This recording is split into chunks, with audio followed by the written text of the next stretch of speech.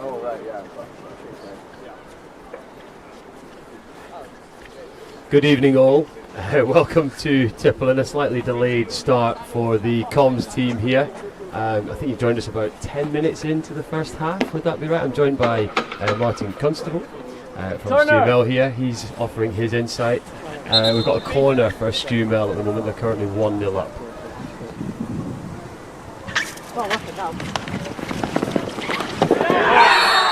Make that two, sorry Tom. Good time for me to come in. To be fair, you won't have missed the action on the live stream. You've just missed our interesting chat. You just missed one of the Watson boys took a great ball off the line a couple of minutes earlier. But a really, really good first 10 minutes from both sides, I think. Structured, proper hockey. I'd agree. Both teams look organised, motivated. Stewart taking a 2-0 lead here, so a bit of a test of the Watsons' resilience. They know they're being watched around the world, potentially. I just wanted to say a quick thank you to sponsors of the hockey team. Brooks McDonald, without whom it wouldn't be possible to set up the streaming service we have this evening. Also, you can see both teams kitted out really well, but the white strips are the George Watson's boys, and those lovely playing kits you can see are purchased by Brooks McDonald. So big thank you to them because they look fantastic. Hopefully we can see a little bit of a fight back in the next 10 minutes before half time and go in with a competitive fixture. We haven't got time to talk through the lineups in much detail as we're underway. To be fair, I think it's been a fairly even game, but as we all know, goals are important in sport, and Stewart got the first one and have managed to back it up. As you always say, the most important stat is on the scoreboard. Speaking of stats, that man number 7 who just tried to play the ball into the D is Jamie Leonard. He sent me a stat pack this morning in his excitement and anticipation for the game, and it's brilliant. I'll give you a few of the stats that he's provided me with later in the game. It's worth mentioning at this point, his dad was never like that. When I first moved to Scotland and became his vice captain at Grange, it was so I could do all the admin. So well done, Jamie Leonard. Not taking after his dad there, but doing a good job. We've got Ben McLean here on the ball in midfield. He's one of our S4 pupils.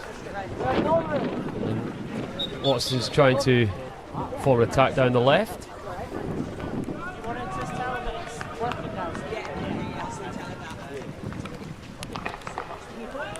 Quite like the idea there, a first time ball in, but well led by the Stewart defender.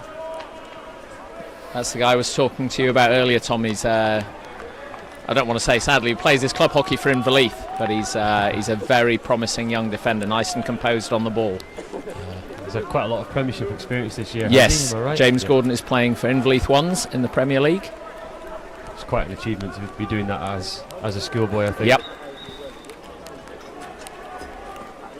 A bit of a battle going on in the left corner here. Traditionally, you don't really want to attack down the left too much, do you, Martin? It's not a happy hunting ground for attacking teams. It's on the front stick of the defenders. So it is. You really want to attack down the other side. Here we've got a breakaway attack opportunity for Stewart. Good win. As I say, I'm sure if you'd been coaching there, Tom, you'd have wanted Watson to bring it out and round, and they tried to go through and nearly paid for it. Nearly a double turnover. But I just think Fraser Tulloch made a lovely pick-up there, moving the ball away from the defender and then showing composure to keep the ball for Watson. So that's a really good play by him. Again, we find ourselves in that left corner.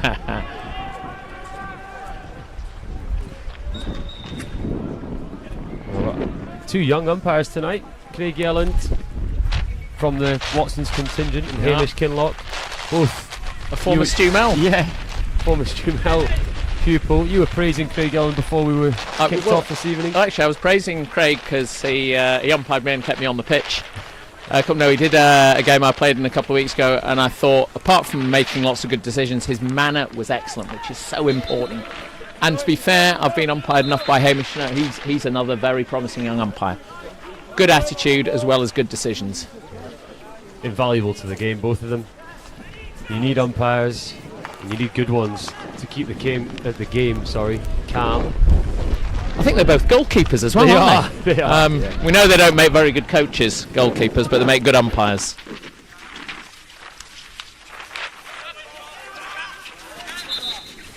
Long corner given there. The ball's just gone off the baseline. So when the ball goes off the baseline in hockey, a long corner, which is a free hit on the 25, where number 10 is currently for Stu Mel. Which is Will Kelly, who's tried to play a one-touch ball. Let's give him the credit there. So, interesting, he called it the 25, which I still do because I'm old, but apparently it's the 23.11 metre or something now. But very true. Or quarter line to our Australian viewers. The Australians like to keep it simple, don't they? That's good.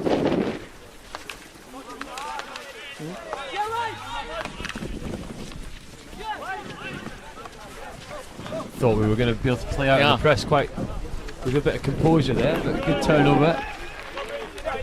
Opportunity to go forward here if we can get the ball released. Jamie Harvey-Clark on the ball. Umbrella down.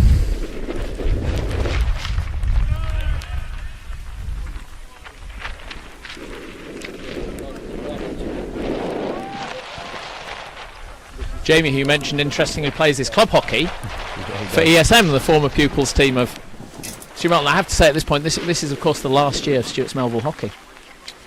Yeah. As there is a merger coming up, of course. So it's already confusing with two names. I know, but I think it'll be ESM, so I think you'll be all right. Okay, that's fine. But it probably won't be black, red, and gold. New colour scheme. Short corner given him. The Stu Mel defenders there. Look, Martin's probably going to err on the side of the defence here. We'll see what one always looks disappointed when a corner is given against. Yeah, that's true. I think from our angle it looked like it could have been foot or hand on stick. Yeah, and it's really difficult as an umpire to spot which one. So it's very difficult. We'll give Craig the benefit of the doubt here. Yeah. Opportunity here for Watsons to come back into the game. Got. What do you think's coming up here, Tom? You must coach these boys. You know what they've got in their locker.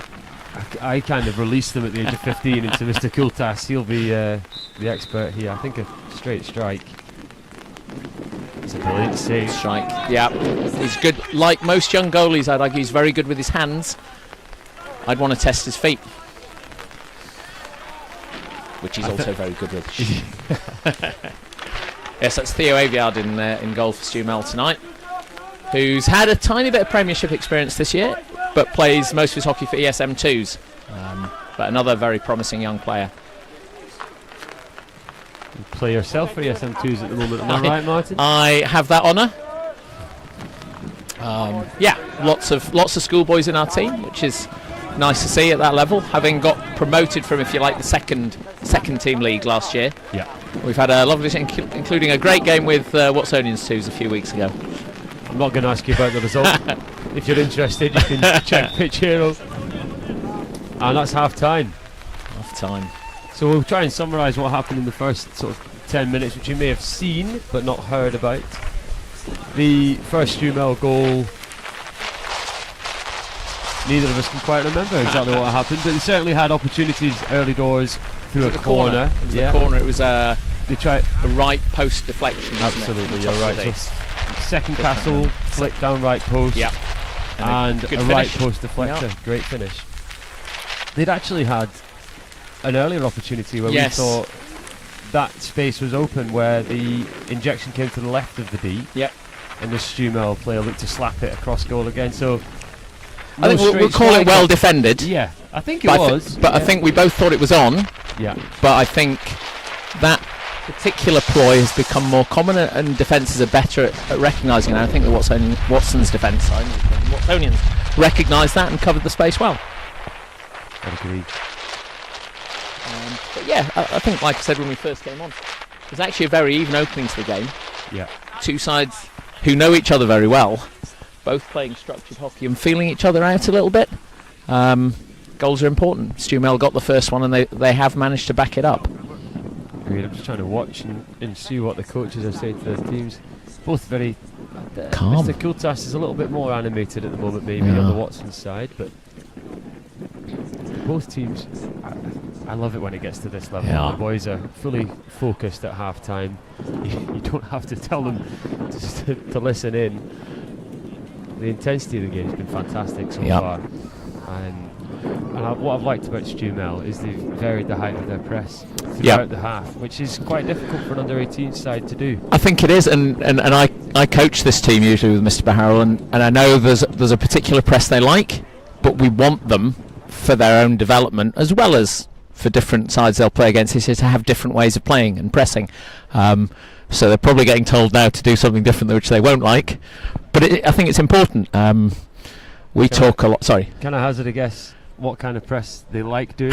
Being impetuous. Yeah, you'll be right. Want to go gung ho. Yeah, of course they do. Full press all the time. And it's easier mentally, isn't it? Of course. Yeah. There's not a lot of thinking involved in that. No. It's go. Yeah. A lot of coaching these days, when you're talking about presses and the tactics that you play, you have areas on the pitch where you want your team to target winning the ball. Yeah. And I think with a full press, as an under-18s player, it's easy to process that because you don't really have an area. No. You put your man under direct pressure. Whereas, well, it'll be interesting to see what they do, and interesting to see if we can identify the areas where Stewart are trying to win the ball in the second half. So a half court or a 60 press, you're trying to lull the opposition into playing into a certain area, so you offset your position based on where you want the ball to get to. So we'll see what happens. I think it'll be interesting to see from the Watsons' perspective as well. They've played in defence a 3-2-3-2 zone, but I think their front five have been really tightly cramped together, so you can't really see the distinct lines. And if you don't have depth in that 3-2-3-2, then the pockets where you can win the ball are limited. So it'll be interesting to see how both teams line up at the start of the second half here. Yeah, it'll be. We always also talk to the schoolboys about, not so much today when we know the opposition quite well, identifying where you might want to force a particular opposition to go. Do they have weaknesses? Probably more importantly, do they have strengths?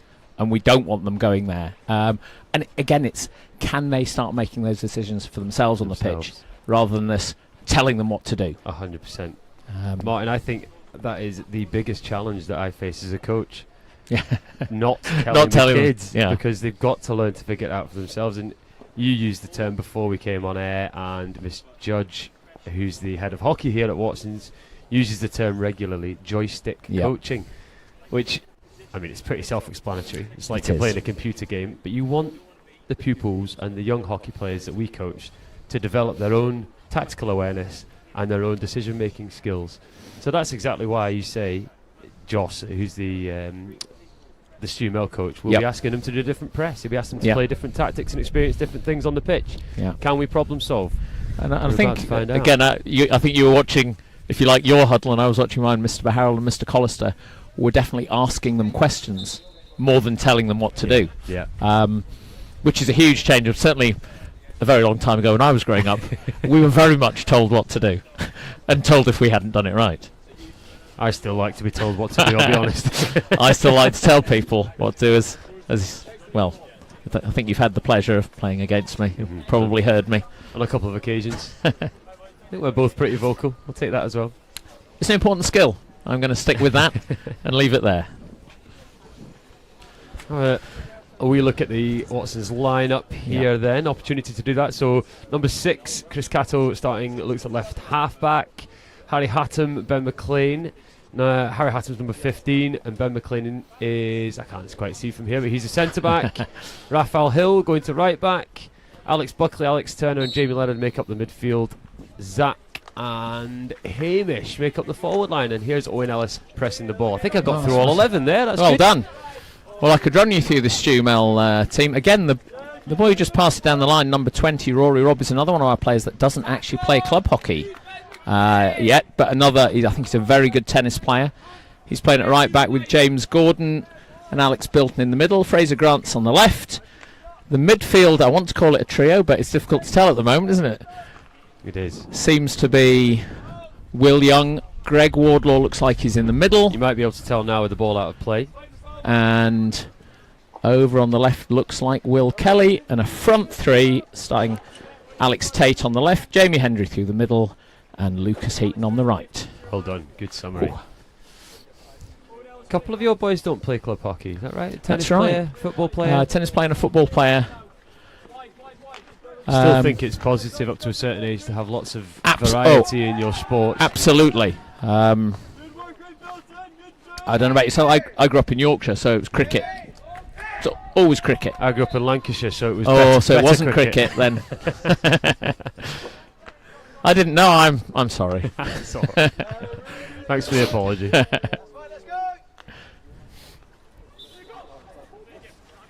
A bit of confusion there with the umpires pointing. He's got the right decision eventually. Good lad. I think the players knew. Yeah, they did. You could tell by their reaction. And that's Thomas Connolly just come on the pitch for Stewart, replacing Alex Tate. If you can keep an eye on the hockey substitutions, I'll be super impressed. The rate of substituting in hockey today is pretty incredible. Every 4, 5 or 6 minutes you'll be subbed off. I don't know if you have the same. You have players in your side that are difficult to sub. They seem to go a little deaf when they're required to come off. I will not be naming any names. However, that does give me a good segue to talk about one of our injured players. Matthew Leaper, who's our captain. It wasn't. He's currently our top scorer as well. Despite missing the last few games. He's got 7 this year, which is a good return. He's a big miss for you guys. Big miss, yeah. And for the club. Massively so. Yeah.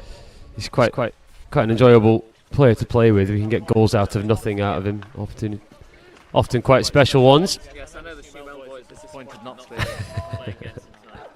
Genuinely, I joke, but genuinely they are, because you want to play against 100% the best players, and he obviously makes a difference. And we were talking earlier about his father, who was an exceptional player and probably the best umpire I've been umpired by in my time in Scotland. There you go. Big shout out to David Leaper. Yeah, well done, David. I'm sure he'll enjoy that compliment. A bit of a high transfer opportunity for Stewart here. Can they swing it back round again? They've drawn the foul. It's a good idea to go early, I think. And they've got...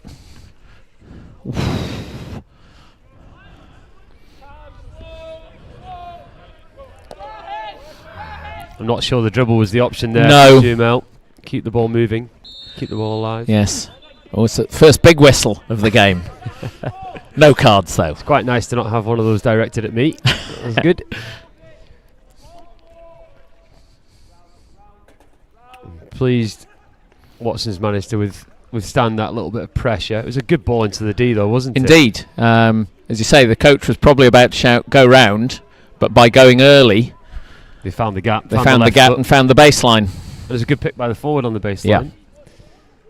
I think it was Jamie Hendry, another one of our ESM2's players, who's hopefully going to play well tonight and play well again tomorrow when we face the mighty Grange. Big fish. These boys play a lot of hockey these days, don't they? They do. Again, I suppose it's our responsibility looking after them these days is to manage their workload. A little Absolutely. And I think that I'm about to big you up again, but it's also bigging ourselves up. I think both schools are good because we also have club hockey. We know how much they're doing and we can manage them a bit. Because it is important. It's the benefits of having coaches involved in club, school, and pathway development. Because I'm sure it was the same when we were young. We would have played every opportunity we were given, and it's not always. Well, you can't we'd go quality over quantity, wouldn't we? You certainly cannot rely on a 16 or 15-year-old to make a responsible decision about how much hockey they're playing. Quite understandably, they want to play every minute they possibly can. Someone suggests older players also fall into that category.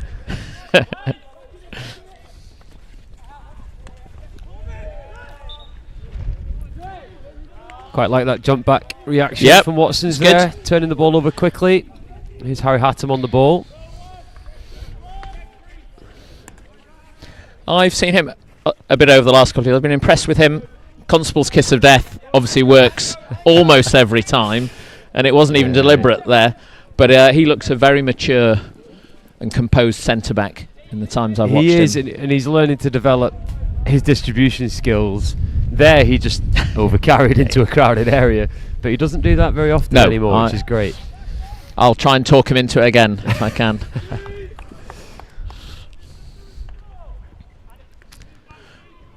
So who have Stewart got next in the under-18s? So we've got our a cup game next Thursday. Grimes breaking into the deal. Good touch. Good numbers back, to be fair, from the Stewart defence. We'll come back to that. Yeah.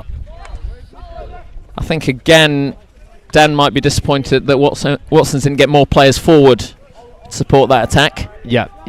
Zach 2 on 4 in the end. Who, number 11, who led towards the front post, which is fine, took a defender away, but there's no one supporting his lead. So Hamish had fairly limited options, Hamish Grimes, that is. And Watson's gone, it's an ice hockey line change. It looks like everybody went on. I'm sure the right number came off. But yeah, cup game next Thursday at Loretto for us, who we don't know much about this year. So again, challenge the boys.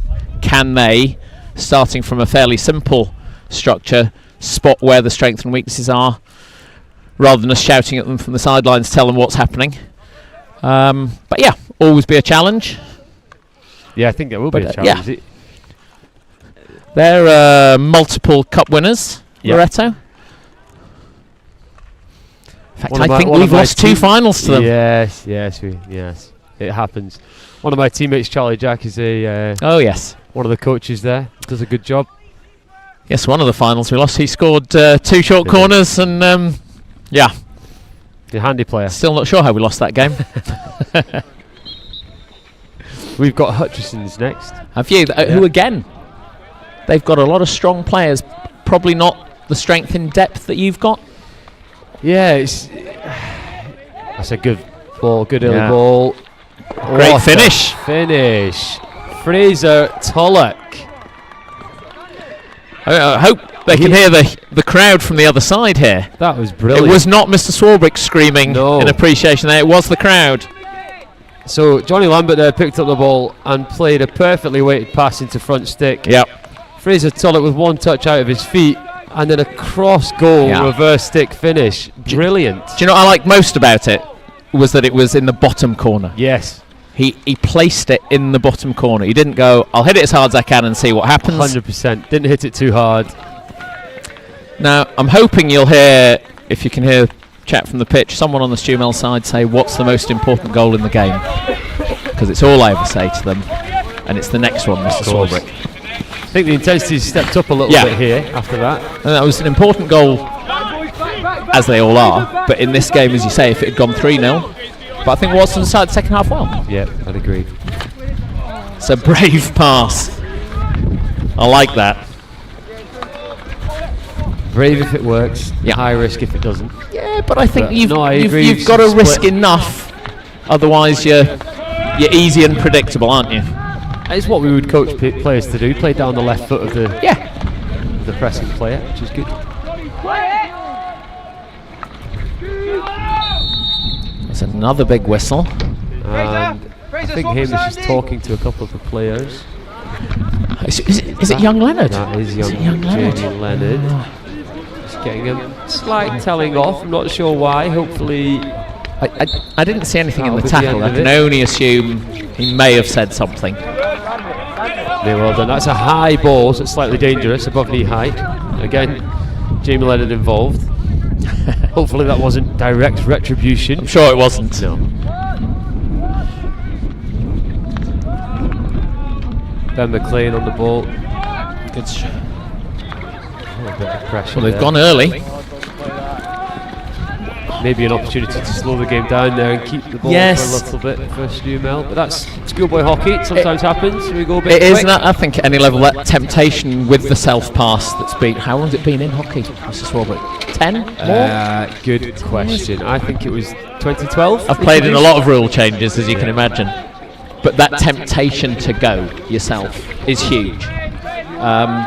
Yes, for any viewers that aren't quite familiar, we've got a good demonstration there from Ben McLean, who's carrying the ball across the 25. In hockey, if you win a foul anywhere on the pitch, apart from in the knee, you can do a self-pass, which means you can dribble yourself, which has sped up the game, changed it, no ends. Brilliant for the game, it's been brilliant. Fantastic, Yeah, I think you're right. I think it's a sign that Stewart are feeling the pressure a little bit.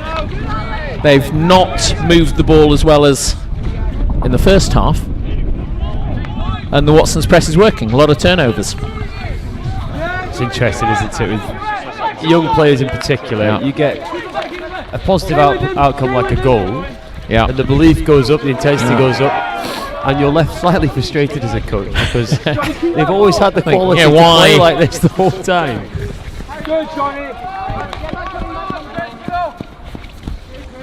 Chris Cato on the ball here under a bit of pressure. It's a good win. Can they make something of it? Play it. Certainly got numbers forward. Yes. Stewart, number 19, was a little frustrated not to get the ball thrown down the line to him there.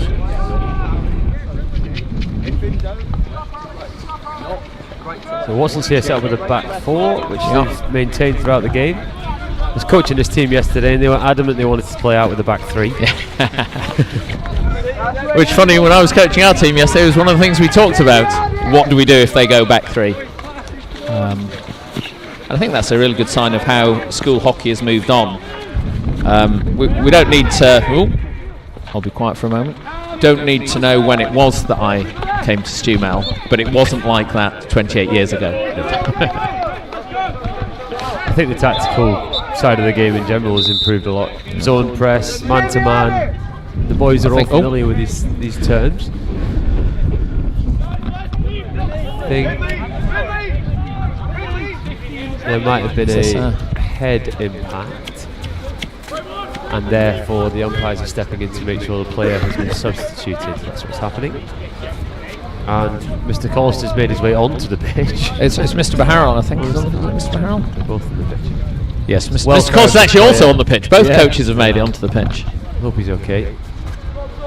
Who's the player, Martin? It's Finlay Mackenzie, one of our co-captains. I was going to say he does look a little confused, but if I were to continue, I think he's all right. But you've got to be safe. She missed the incident where that happened, but well spotted by the coaches and Craig Yelland and Hamish, the umpires.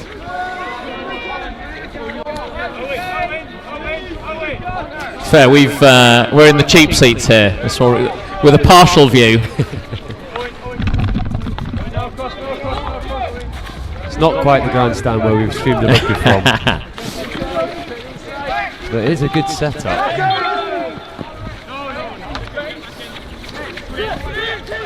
They do.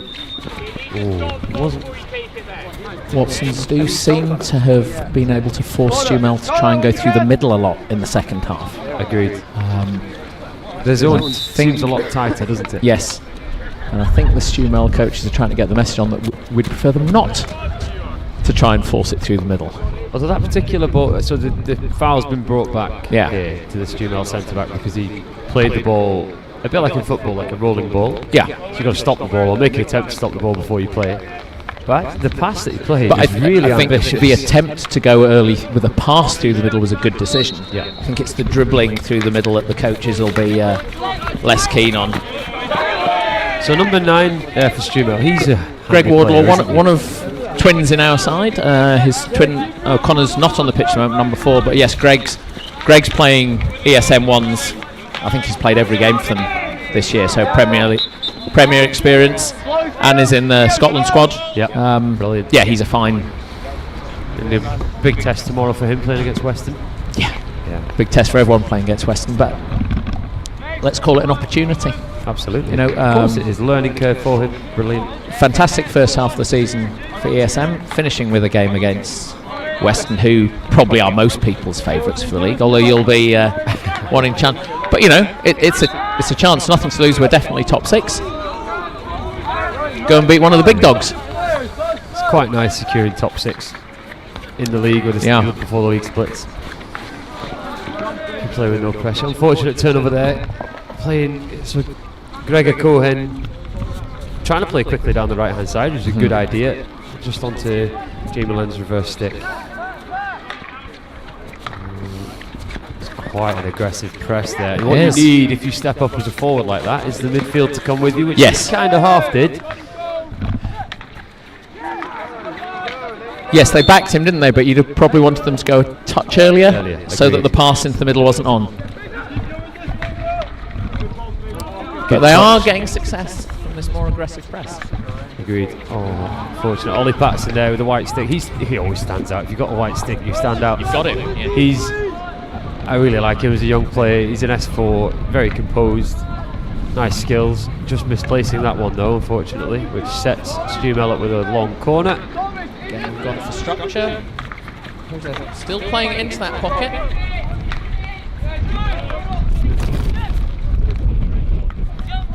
It'd be disappointing again to have got another win from the press, but have given it straight back to Stewart. That's a good touch. Very easy to commit a foul there. There's been a couple of tackles like that, one-handed on the reverse stick by Watson's.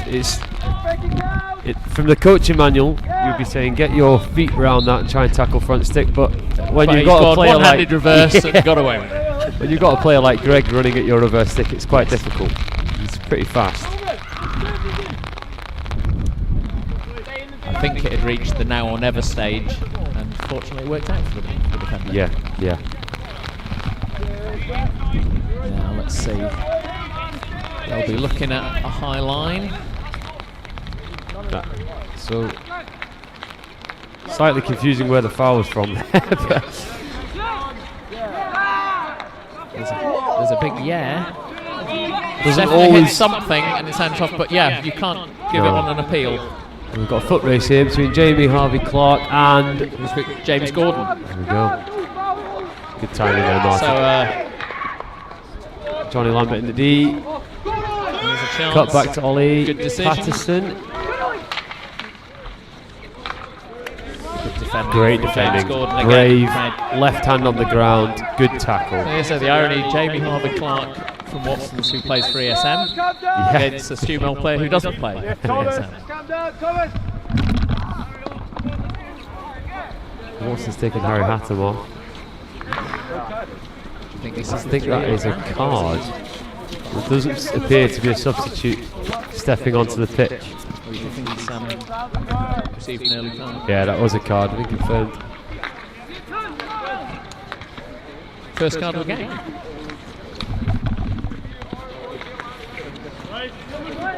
Sorry, we've gone quiet there. We're busy counting players. To be fair, the umpires will probably feel they've given a couple of warnings. Yeah. I think it was a foul or just a chant? I think it was a foul. I think it was a stick tackle, but I'm not quite sure. I'll try and find out. But either way, Watson's currently down to 10 players. Good news is Stewart's co-captain Finlay McKenzie's holding a stick and looks like he wants to get back on the pitch, so clearly past his HIA. So when you've got a man up, I often find panic can set in, even from the attacking team, because you think you should be making an opportunity every time you've got the ball. And the reality is, in a 2-minute spell where you're a man up, you should be making one opportunity maximum. Yeah. But to get that opportunity, you probably need to be a little bit patient.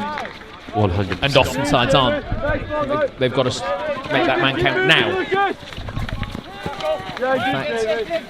And the counter, that's a great tackle from Jamie Harvey Clark.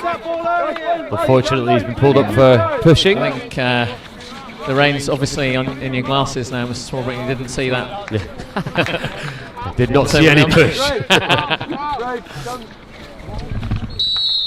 But yes.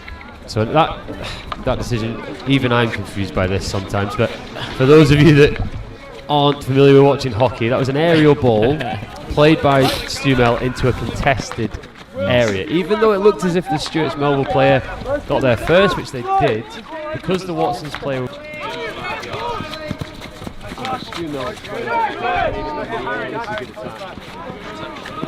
I'm not sure any of us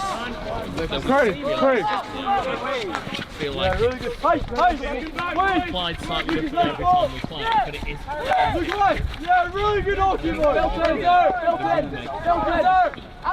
trying to increase the gap, and they're trying to get this outcome. Well done. Well, when you can. Really good hockey there. Yeah, the road, looking great. Raise the target. Properly protecting the top of his D. Where you'd want him. Raise the target. Well. Jamie, let go. Up. Subs, energy, boys, energy. Let's go. Coming off there for Hamish Jones. Alex Turner for Jamie Harvey-Clark and Alex Buckley come on to watch as well. Kelly came off. Sonia McKenzie returning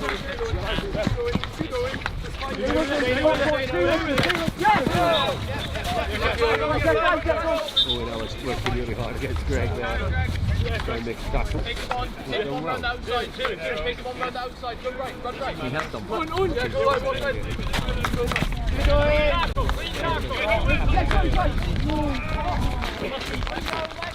Slight frustration from the Watson side as that ball just went to the play the first time. But I think the idea is to move the ball quickly. Again, you want them to try and move the space. Probably the frustration is another good ball when you've got a turnover and the attempt to go quickly. Like the Oracle there, Martin, happen again. Good decision. Well, he's could get very lucky. Well read. It was an important win, that one, I think. It was a really nice attempt from Chris Catton to intercept the ball, and Harry Hatton doing his defensive part in favour and stepping in and clearing up.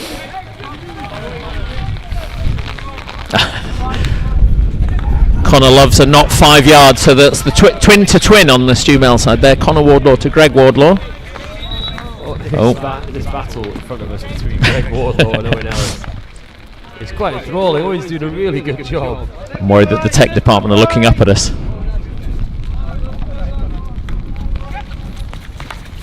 Apparently your microphone's been off the whole time, Tom, and it's been just me.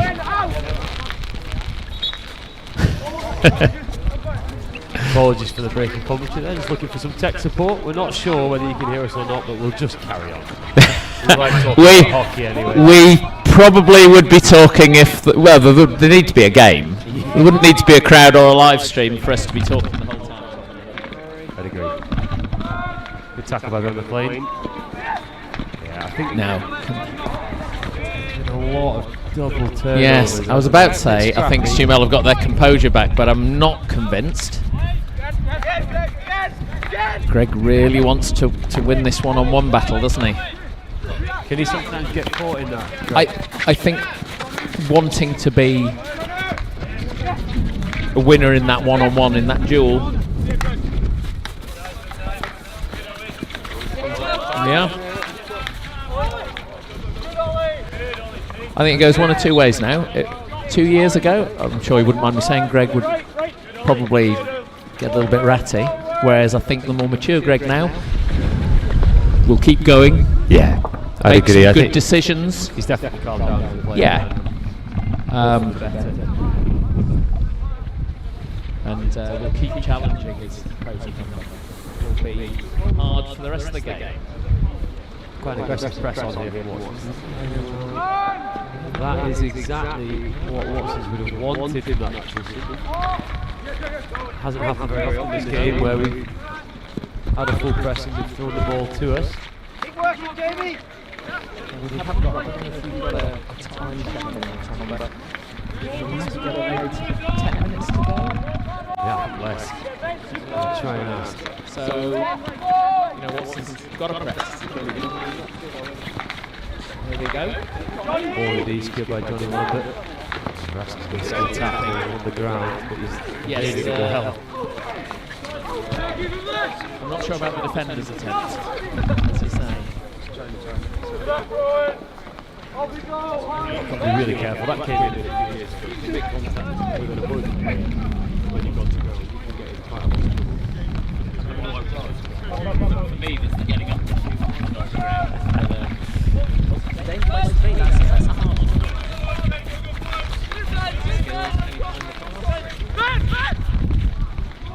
Support coming on the right hand side here in the form of Gregor Cohen.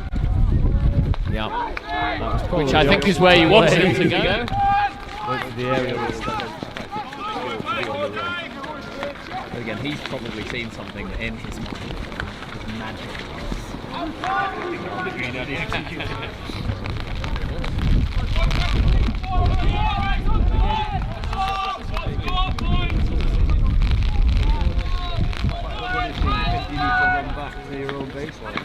think we deal with the 2-0 total threshold there. We turned the ball over on the baseline and then knocked it up quickly at the speed of the top.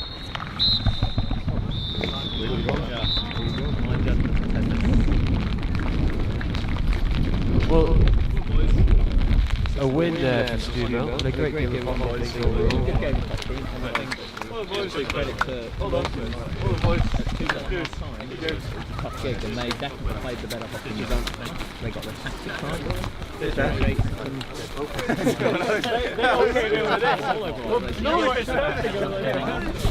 Agreed. I think the press, the energy, the belief was improved in the second half for Watsons. And I think Stewart probably felt like it's difficult, isn't it? You think like you've done enough, but maybe would have wanted to put a couple more past us and show a bit more of a ruthless streak. I mean, if I'd been on the bench today, I would have probably been banging on about that. Talking about next goal. Did you know it? 3-0. It's very difficult. 2-1 really opens up the game again, doesn't it? It'd be lovely to have some stats. Maybe Jamie Leonard will bring them over in a minute, but probably over the course of the game, Stewart did have more chances, but predominantly in the first half, and the second half definitely felt like where we're standing, it was going to the left, wasn't it? Agreed. The press was down that way. Yeah. But I think overall a good exhibition of good hockey from both teams, and just a brilliant advert. It's great to get a live stream and see some of the best hockey players in school hockey in Edinburgh and in Scotland exhibiting their skills to a high standard. And as we said at half time, the debrief here will be short, it'll be concise, move on to the next game, but this is the level of professionalism that you've got in schoolboy hockey in Edinburgh these days, or in Scotland, these days. But I think it's worth bigging both our schools up here. And so, to be fair, when I first came to Stewart, I would say Watson's was the model of what we wanted to be like, because we were very much a rugby school. And I'll arrogantly claim now that these are probably two of the best hockey schools in the country. And I hope that hope that came across for all those people that watched, because it was proper structured hockey, but still that competitive local rivals element. Probably the right result. Yeah, I would say that. And you're allowed to say that, Brian. I think that's true. Just a friendly, wasn't it? It was just a friendly. Just a friendly. We're hoping that we might meet in the later stages of the cup. That'd be nice. It'd be brilliant, wouldn't it? So, nice local rival, a semi-final or a final. And we're being told by technical support, well, I think we're out. We're done. Thank you for tuning in. If you've been watching, come to the after party for the stories you didn't hear during the live stream. I hope it's been a brilliant evening. Thank you to Stewart for travelling over across town to be here, and we'll leave it there. A lovely Friday evening. Thank you very much, Tom.